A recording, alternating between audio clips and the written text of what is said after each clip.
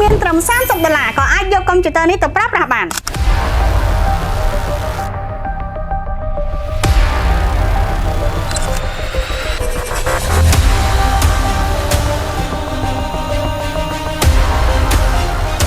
សួស្តីអ្នកទាំងអស់គ្នាថ្ងៃនេះគឺយើងមានអីវ៉ាន់ដែលទៅចូលស្តុកថ្មីសម្រាប់បងប្អូនសិស្សនិស្សិតគាត់កំពុងតែស្វែងរកអីវ៉ាន់ដែលមានតម្លៃធូរថ្លៃនិងគុណភាពល្អ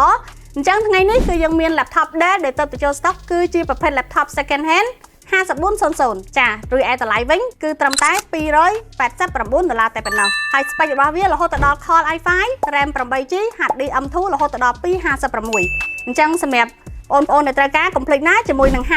5400គឺតម្លៃពិសេសមែនទែនតម្លៃនេះដែរអ្នកទាំងអស់គ្នាអាចទិញដាច់ក៏បានឬក៏ធ្វើការរំលោះក៏បានដែរមានត្រឹមតែ$100ចូលរួមអ្នកទាំងអស់គ្នាបង់មួយខែត្រឹមតែ$30អាចជ្រើសរើសយកកុំព្យូទ័រនេះទៅប្រើប្រាស់បានតតែម្ដងអ្នកនៅតាមខេត្តក៏អាចបង់រំលោះបានដូចគ្នាអញ្ចឹងកុំភ្លេចជាមួយនឹង NTL Computer តែងតែមានអ្វីថ្មីៗសម្រាប់អ្នកទាំងអស់គ្នាជានិច្ចចាអរគុណអ្នកទាំងអស់គ្នាសម្រាប់ការតាមដានវីដេអូជួបគ្នានៅវីដេអូក្រោយៗទៀតសូមអរគុណ